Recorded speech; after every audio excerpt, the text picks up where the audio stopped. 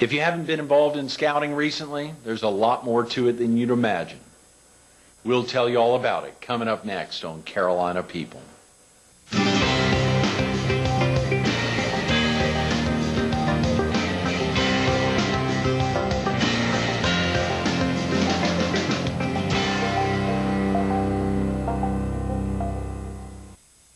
Good morning. Welcome to Carolina People. This morning we're at the Florence Civic Center. We're focused on the Distinguished Citizens Award Dinner of the Pee Dee Area Council of the Boy Scouts, which was held here last Thursday evening. And we're visiting with Mark Buyck, an attorney with Wilcox, Buyck, and Williams, and the chair of the Distinguished Citizens Award Steering Committee. Good morning, Mark. Good morning. Thanks so much for being with us Glad this to be morning. here. Incredible to think. Just last week, the highlight of amazing evening to get Bernie in a couple of minutes to think about him as the Scoutmaster of the quarter century, and so many folks in the room celebrating his life and, of course, the life of Dr. Frank Lee Sr. Amazing. Thank you so much. Thank you. We had over 500 people at the dinner. It was very successful. There were that many there. Yeah. Golly, incredible. And to see all the Scouts highlighted and all the youth in the room mixing with folks of all ages was truly amazing. Lieutenant Matt Williams, who is involved with the troop at Shaw Air Force Base, was there, and he just returned from Iraq. And of course he was highlighted and appreciated very much. Absolutely, absolutely.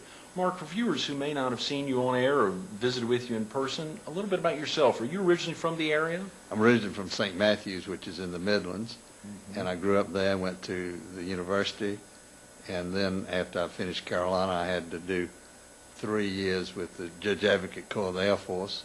When I got to Carolina, the Korean War was raging, and everybody on campus, all the males anyway, were in the ROTCs. And so after I finished law school, I was in the JAG Corps for a little over 3 years. Spent a year in Maine, which was interesting for a Southerner. Yeah. And then spent 2 years in Istanbul, Turkey. That was probably interesting for a Southerner. That was interesting for a Southerner, too. I'm sure. Yeah, yeah. Do you have any family here in the area, Mark? Well, my wife's family is all from Florence and been here for many, many generations. Her great-grandfather was the first mayor of Florence. Her name was Julia Wilcox. And then I have my oldest son practices with me here. My youngest son practices in Charleston, practices law in Charleston. And my daughter married a boy from Greenville. They live in Greenville. How'd your daughter stay out of the law, or does she practice? Well, she went to St. Mary's College in Raleigh, and she was getting out of school one spring, and I can't remember why her mother couldn't go get her, but I went up there to get her, and we were driving back to Columbia for, I can't remember exactly what we were doing, but maybe we were going to meet Julia in Columbia, and Julie was sort of floundering around, didn't know what she wanted to do, and I said, well, darling, why don't you study law? She said, no, that's for my brothers, not for me. Keep it for dad and the brothers. It sounds like a boy's profession. Yeah.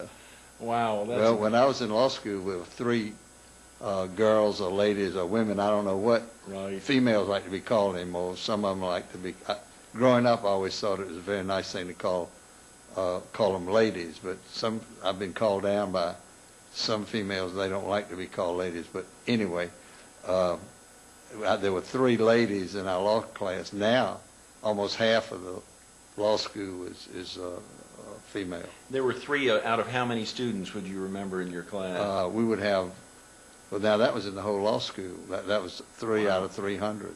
Is that right? Yeah.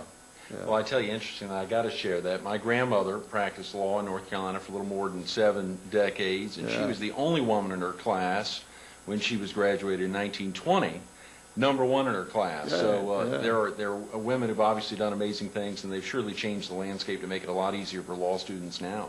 There was one lady, Ms. Townsend, who practiced when I came to Florence in 1962. Now I don't even know how many women practice law in Florence, but the number, we have 2 in our office. Is that right? Yeah. Share with the viewers a little bit about Wilcox, Buyck, and Williams. How long has the firm been around, and what do you all specialize? Well, I'm glad you asked me about that. the firm, we celebrated our 100th centennial in 1995, so we've been around 108 years. And one of the things we did, we got a professor, history professor at Coastal Carolina, Roy Talbot, to write a history of the firm for the first 100 years. One of the interesting things that I didn't know, but that Roy turned up, was that during the first quarter of a century, the firm was in the United States Supreme Court 28 times. Wow. And we haven't been in the Supreme Court 28 times since that first quarter of a century. That's amazing. They did a lot of railroad work, and there were a lot of appeals and that sort of thing. But they had other cases beside railroad. Well, what's that like being associated with a firm that's been around more than a century? Probably no different than most firms. Everybody hustles, and we have a good staff and a lot of smart people. Speaking of practice of law, I understand you were the U.S. Attorney for South Carolina during the mid-'70s. What was that like, Mark? That was very exciting. It was full-time. You only go all the time. We did a lot of, we started the first white-collar crime prosecutions almost in the country, and certainly in South Carolina, and I enjoyed that very much. I'm sure, and obviously the practice is, I had asked what the firm specializes in. Sorry, I got digressed when I was thinking about more than 100 years in practice. Do you all have a specialty? We have a general practice. We have 12 lawyers, so we basically do almost everything. We try to be able to handle anything that a client wants us to do. We do not do domestic relations work, which involves divorces and that sort of thing. But we can, if we have somebody that needs that work, we can put them in touch with somebody that's capable. But other than that, we basically do everything. Great, great. Mark, what prompted you to get active to become a member of the Distinguished Citizens Award Steering Committee? Well, I was invited to do so. I've always been interested in the Boy Scouts. I was a Boy Scout when I was young. Both of my sons and my daughter participated in scouting, and I thought it was worth giving some time and effort. Of course, of course. And when did you become the chairman of the committee? This is my second year. Okay, Yeah, great, yeah. Great. Second and last, I think. Oh, no. Oh. God, Jim's not going to turn these. Someone will start working you over. I'm sure they were working you last Thursday evening. How does the committee determine who the candidates are for consideration for the Distinguished Citizens Award? The committee actually doesn't do that. The committee organizes the dinner. The PD area council of the Boy Scouts chooses the distinguished citizen, and then we get a committee together to raise the funds and to promote the evening. I will say that I did suggest that Dr. Frank Lee would be a worthy recipient, and I was happy that the council chose him. Yes, absolutely. Now, was that from a scouting background? When you think about folks who'd be good to be recognized, do you perceive it from your own scouting background, or just folks that are superb citizens and all-around great men and women? All-around individuals who have, by their life, exemplified what scouting does, but not necessarily having been involved in scouting, but individuals who are outstanding and who give a lot of themselves to their community. What does scouting mean to you, Mark? Well, I think it's a very wholesome way to bring up a boy or a girl. And my wife, for instance, when our children were small, she was a den mother, and then she had a brownie troop. And G always enjoyed scouting as a child herself. And both of my boys went to Philmont, which is the scouting camp out in the West, and I think they had a wonderful experience doing that. Have any of your grandchildren got active in scouting yet? My grandchildren are really young, Oh. and so they are not active yet. Right. Not Yeah. yet. Yeah. Not yet, but sure thinking about it. When we think about last Thursday evening's program and you think about all the folks who were recognized that night, can you share with us a little bit about last week's honorees? Well, Dr. Frank Barnwell Lee has been a physician in Florence for nearly half a century. And he was the head of the Florence General Hospital, and that merged into the Carolinas Hospital. It merged with Bruce Hospital. And on the Pamplico Highway, there's a beautiful 9-story hospital building today called Carolinas Hospital System. And Dr. Lee is the chairman of the board of the Carolinas Hospital System. And he's also chairman of the board of the Doctors Bruce and Lee Foundation. And that foundation was a result of the sale of the merged Bruce and Lee Bruce and Florence General Hospital to Quorum, and the funds for the Quorum agreed to build a new hospital with it of at least $100 million. I think they've spent $120 million in their initial building, and they've added since, and also gave the foundation a considerable amount of money, which we have invested and fortunately have been able to increase, and we give the community about $7.5 million a year. Is that right? As grants. That's fantastic. And you said you're associated with the Doctors Bruce and Lee Foundation. I'm on the board. Yeah. Right. I'm the secretary of the board. One of our great projects, and if you ride around Florence, you can't miss it, is the new Florence County Public Library. It's going to be an absolute tremendous addition to Florence.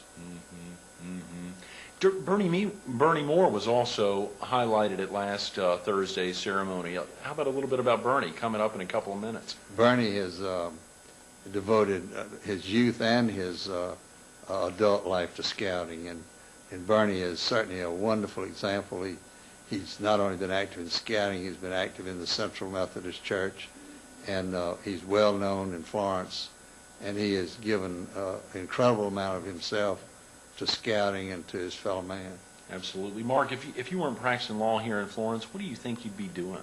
Well, I think I might be a journalist, as a matter of fact. Is that right? My undergraduate degree at Carolina was in journalism, and I was always interested in high school newspaper, and I was editor, and I was interested in the Gamecock when I was at Carolina, and I think maybe I would have been a journalist, a print journalist. A print journalist, yeah, yes. Yeah. Interested in journalism, committed to his community, and obviously making a difference every day. Mark Buyck, thanks so much for being with us this morning. Thanks. Enjoyed being here. Absolutely. Stay tuned to the Scoutmaster of the Quarter Century, Bernie Moore, coming up next on Carolina People.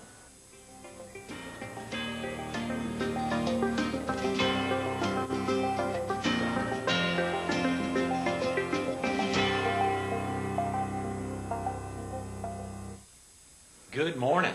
Welcome back to Carolina People. This morning we're at the Florence Civic Center. We're focused on the Distinguished Citizens Award dinner for the Petey Area Council of the Boy Scouts, which was held here last Thursday evening. And we're visiting with the Scoutmaster of the Quarter Century, Bernie Moore. Good morning, Bernie. Good morning. Good. Thank you. You're such a familiar face to so many folks, and to think last Thursday night here at the Civic Center, so many of your fans, so many of the folks who grew up in troop under you. How exciting. It was very, very exciting evening. I saw people from down around the beach, upstate, all came to see me, and I really appreciate the support. An amazing honor, Bernie. What was that like going through that, to experience that? I know you had your daughter in town, your children in town, obviously all your family around you to be there on an occasion like that. Yeah, all my grandchildren, and it's hard to put in words. It's right emotional, but I'm very humbled by it all. I really am.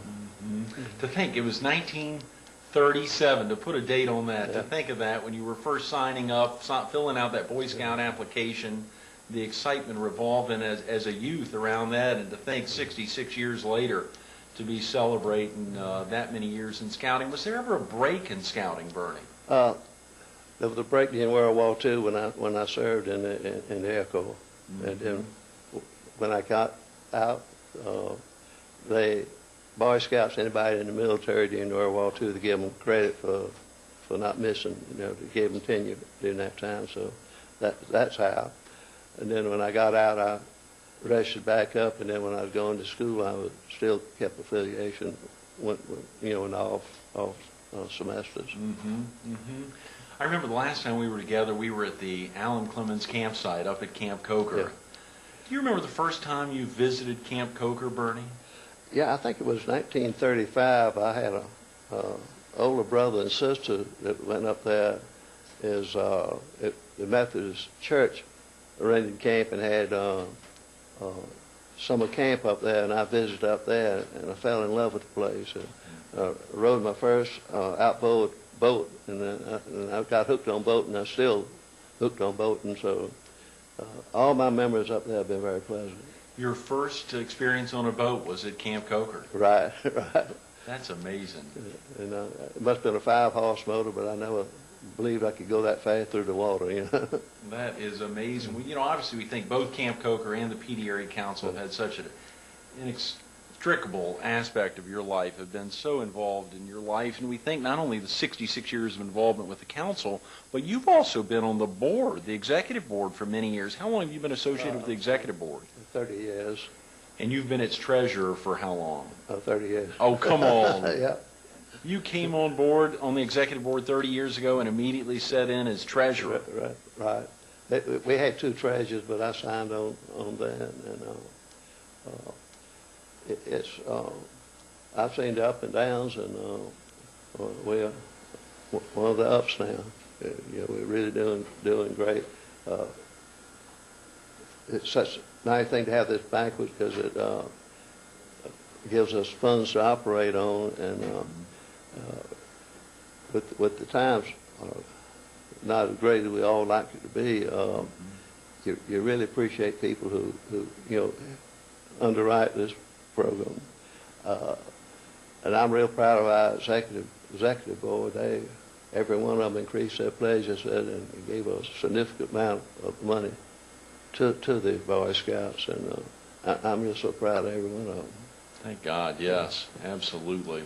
When we think about all your activities as a volunteer for the PD Area Council, Bernie, you've also you had to have some money coming in to enable you to be so active as a volunteer. You were the chief engineer at which TV station? WBTW Channel 13.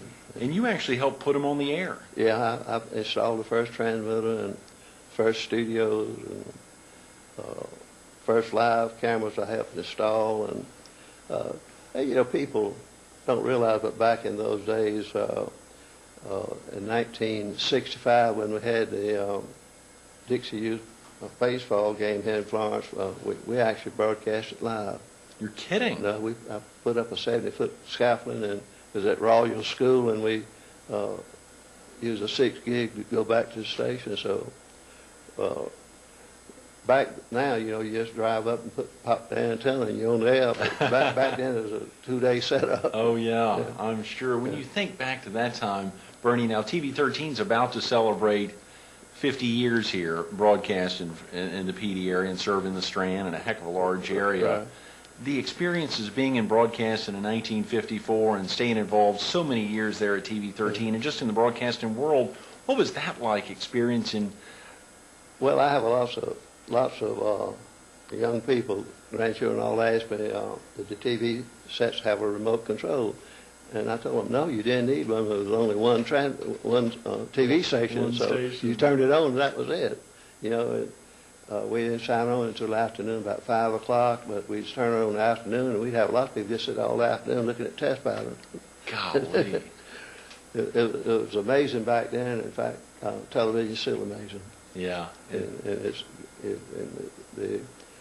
just, the genie's just getting out of the box. It's going to be so exciting in the next 10 years. It's really going to be something. The explosion of high-definition television and multiplexing and... Well, not only that, but the price of the television. You can buy a 19-inch television now, probably $79, whereas the first ones we got, color was about $400 back then, a little around 19-inch, and $400 was a lot more money than it is now. Absolutely. It's about like buying a high definition now. But it's coming, one thing about it, once people start viewing it, they'll go. I don't think they make the FCC's time table, but it'll go. We'll all get them on at some level. Obviously, both 13 and 15, my station, 21 have launched digital, albeit we're just serving small viewing areas right now, and I know y'all are on like channel 56. I think you displaced my old low power station, which I purchased from Ed Young. So that was a difficult thing to see, the displacement of that low power station that really served the area. But of course, the big focus was getting BTW into digital, and that was important. Well, it's going to be really important that when the FCC requires high-definition tuners in all TV sets, it'll make the same difference with UHF. Never went anywhere until they required all tuners to be able to pick it up, all TV sets. And so once that does, it'll take off. Well, it's so exciting, Bernie. Obviously, we could spend a day talking about TV 13 and broadcast and the transition, but the real focus is on the Scoutmaster of the quarter century. And I'm amazed when you think about 66 years associated with scouting that you haven't been named Scoutmaster of the world. I mean, it is amazing to think of that commitment. Some of the projects you undertook during your scouting, or during this career and going forward, when you think about any of the most memorable that really stick out in your mind that have given you the greatest sense of satisfaction, do you know what that would be? I was involved at the Alder Hour, and it was in 1942 I was vice chief, and then in 1949-50 I became, I think, the first lay advisor of the lodge, and it was the first time that we ever really started to go to places. I took them to the conclaves in the early days, and then I was fortunate enough back in the 70s I spent another 6 years as a lay advisor, and that's been good. But you take boys 11 years old in your troop after having them in cups and guide them, and I was so proud to see all of my former Eagle Scouts at the banquet last Thursday night, and then you see what successful people they've been, and they're raising such successful children and all that. So that really is the most significant thing, I think, is making a difference, in boys' lives. That's got to be, and being there and hearing folks talk about all the memorable experiences with you and how that helped shape their lives was truly one of the most amazing things, I think, to hear about that. Having not grown up in scouting, but to hear that commitment that you made to their lives and the youth. When you think about that, how do you think your scouting experiences helped you in your adult life? Well, it made me make wise choices in what I do. It makes me think probably more about other people's feelings and trying to do things that would live up to our great motto. When you think about how the scouts who grew up under you have made such an impact in their communities, why do you feel it's important the scouting experience continues to be available to young people in our community today? Well, I think it's more important even back then, because there's so many things that really trifle young people's time, and there's so many things that not as wholesome as the Boy Scouts. And I think the boys that make a commitment to the Boy Scouts now, they keep busy, they have fun, and it keeps them away from lots of temptation. I know when we used to, I've taken them on 28-day trips out west to Philmont and all that, and I had one rule. We'd go into a town like Rivington, Wyoming, all these towns, and they asked, where can we go? I said, well, you can't get in cars, and you got to wear your Boy Scout uniform. Any way you want to go, wear that Boy Scout uniform is all right. And so they did that, and I never had any problems. And we had 56 on that trip. Is that right? Yeah. That is fantastic. If you were ever to take the time to try to encapsulate what scouting means to you, and when you were there last Thursday night and going through all the thrill of just being reminded of all of your involvement, having your family there and just everyone involved, Bernie, how do you think you would summarize what scouting means to you? Well, I think that being in scouting has made me keep company with people of high principles, just like our executive board and people I go up to camp with now. They're good people, and it's sort of like a guiding light where you live your life by. It's hard to explain, but it's a way of life. Mm-hmm. And I've been very fortunate. I've had many great scoutmasters that I've worked with through the years, and I'm really humbled to be picked for this honor, but I sort of accept it as for all of them, that all these people to go out and smell the smoke from campfires. Mm-hmm. The guiding light that has led his life. 66 years associated with scouting, many more years to come.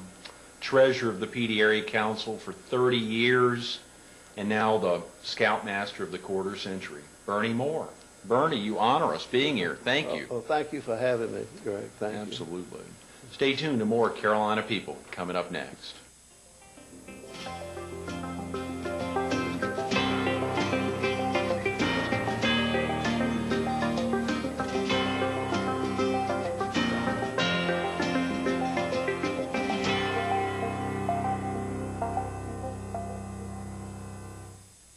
We want to thank Mark Buyck, the Distinguished Citizens Award Committee Chairman, and Bernie Moore, the Scoutmaster of the quarter century, for making today's Carolina People so special.